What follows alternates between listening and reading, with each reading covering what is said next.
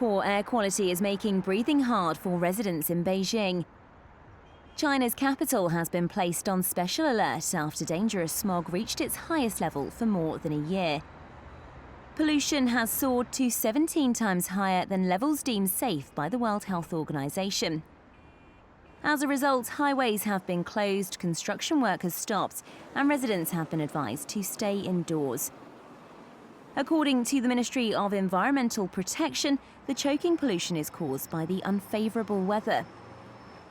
Emissions in northern China soar during winter months as urban heating systems are switched on and low wind speeds mean that polluted air is not dispersed. It comes as President Xi Jinping joins other world leaders in Paris for a critical UN conference aimed at agreeing a new global approach to climate change. China launched a war on pollution last year following a spate of smog outbreaks in Beijing and surrounding regions,